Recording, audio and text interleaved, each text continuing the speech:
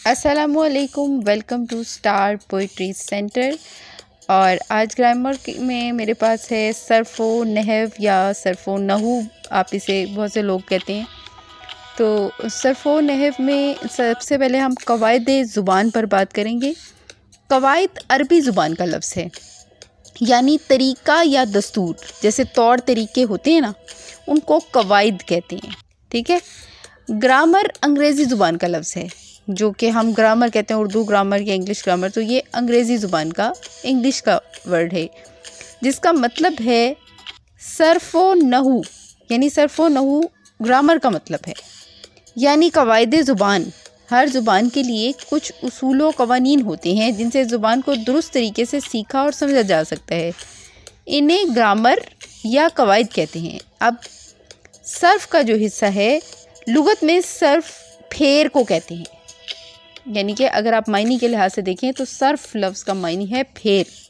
लेकिन कवायद की रूह से सर्फ़ ऐसे इल्म को कहते हैं जिसमें अल्फाज के तग़य्युर व तबद्दुल का ज़िक्र होता है और इनसे मुख्तलिफ़ कलिमात बनाने पर बहस की जाती है ताकि कलमों और लफ्ज़ों की पहचान मालूम हो सके। इसका मौजू लफ्ज़ है, यानी ये लफ्ज़ वाहिद है या जमा, इसम है या फ़ेल।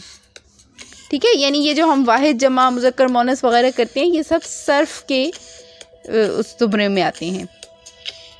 नहव वो इल्म जिससे अज्जाए कलाम को तरतीब देने और इन्हें अलग अलग करने का तरीका मालूम होता है। इससे मुख्तलिफ़ कलमों के बाहमी रब्त व ताल्लुक़ का पता चलता है।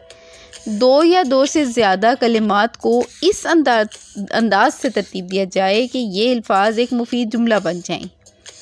नहव में मुरक्कब जुमलों, इबारतों का ज़िक्र होता है, यानी आप समझ गए होंगे कि कलिमात ज़ाहिर है पूरा फ़िक्रा होता है, जैसे मुहावरात वगैरह होते हैं।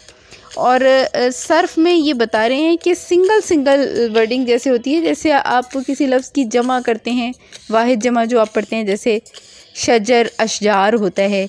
ठीक है, तो ये सर्फ़ में आता है। लेकिन आप जब मुहावरात वगैरह करते हैं, जैसे मिसाल के तौर पे नाच ना जाने आंगन टेढ़ा, तो ये नहव के ज़ुमरे में आते हैं या उस पोर्शन में आते हैं। हर्फ़ कायदे हर्फ़ के बारे में मैंने डिटेल से आपको बताया था कि हर्फ़ हुरूफ़ तहजी, यानी अलिफ बे पे ते वगैरह, पूरी अलिफ बे जो होती है, जो आप बच्चों को सबसे पहले उर्दू पढ़ाते हुए शुरू करवाते हैं, छोटे बच्चों को, और किसी बड़े को भी अगर आपने उर्दू सिखानी हो तो सबसे पहले आपको अलिफ बे सिखानी पड़ती है। तो ये हुरूफ़ तहजी कहलाते हैं। और हुरूफ़ का जो वाहिद होता है वो हर्फ़ होता है। फिर लफ्ज़ क्या होते हैं? जो हमारी ज़ुबान से अदा होते हैं वो सब लफ्ज़ होते हैं। लेकिन लफ्ज़ बनते कैसे हैं? लफ्ज़ इन्हीं हुरूफ़ तहजी को तरतीब से बयान करने पे लफ्ज़ बनता है। ठीक है, जब आप हुरूफ़ तहजी को मुख्तलिफ़ तरीक़ों से इस्तेमाल करते हैं तो आपका लफ्ज़ बन जाता है। मिसाल के तौर पे जैसे आप सीन और बे को मिलाते हैं तो सब बनता है। ठीक है, सीन बड़ी है, से, सब से, अच्छा। ठीक है, इस तरह से आपके लफ्ज़ बनते चले जाते हैं, यानी हर्फ मिलके या हुरूफ मिलके आपस में लफ्ज़ बनाते हैं। अब लफ्ज़ के बाद ग्रामर में जो सबसे अहम चीज़ होती है वो जुमला होती है। दो या दो से ज़्यादा बातरतीब अल्फाज को मिलाने से जुमला बनता है। और जुमले में सबसे ज़्यादा इम्पॉर्टेंट ये चीज़ है कि जुमला जो बने वो बामायनी और समझ में आने वाला होना चाहिए। अल्फाज का ऐसा तरतीब वार मजमुआ जिससे ख़ास मफ़हूम या पूरा मतलब समझ में आ जाया करे, जुमला कहलाता है। जैसे इल्म बड़ी दौलत है, मुकम्मल जुमला है। अब हम फिर आगे लफ्ज़ की इक़साम पढ़ेंगे। लफ्ज़ की दो इक़साम हैं, तो बहुत कॉमन, बहुत आसान, जो तो पढ़ने वाले बच्चे हैं उर्दू ग्रामर को, उनके लिए तो ये बहुत इजी चीज़ होती है कि भाई कलमा और मोहमिल। कलमा हम सबको बताए, वो लफ्ज़ जिसके कुछ ना कुछ मानी हो, यानी बामानी लफ्ज़ कलमा कहलाता है। इसको लफ्ज़ मौजू भी कहते हैं। जी, इसका एक और नाम यानी लफ्ज़ मौजू भी है।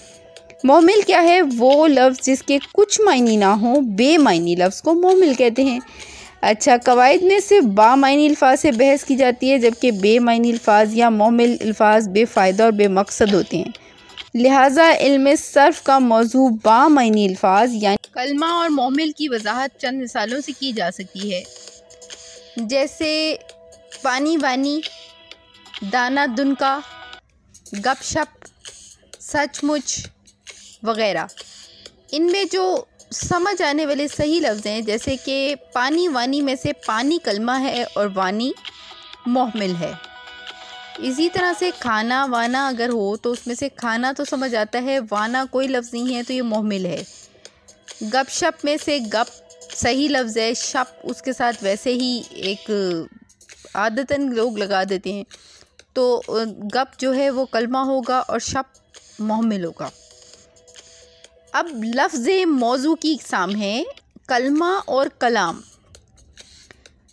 कलमा अकेले बामायनी बा मकसद लफ्ज़ को कलमा कहा जाता है, जैसे घर, स्कूल, मस्जिद, लड़का, किताब, मर्द, औरत वग़ैरह। और कलाम दो या दो से ज़्यादा बामायनी अल्फाज के मजमूए को कलाम या मुरक्कब कहा जाता है, जैसे अच्छा बच्चा, नेक आदमी, छोटा बाग, प्यारा वतन, खूबसूरत फूल, गर्म चाय, ठंडा पानी, मेरा वतन, मेरा स्कूल वग़ैरह।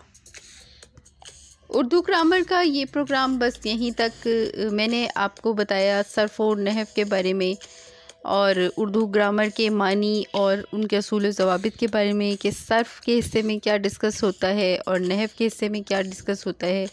तो ये सिलसिले आगे चलते रहेंगे इंशाअल्लाह ताला, बशर्ते ज़िंदगी अल्लाह ताला हम सबको तौफ़ीक दे कि हम जो है इल्म हासिल करने की कोशिश करें। अल्लाह हाफ़िज़।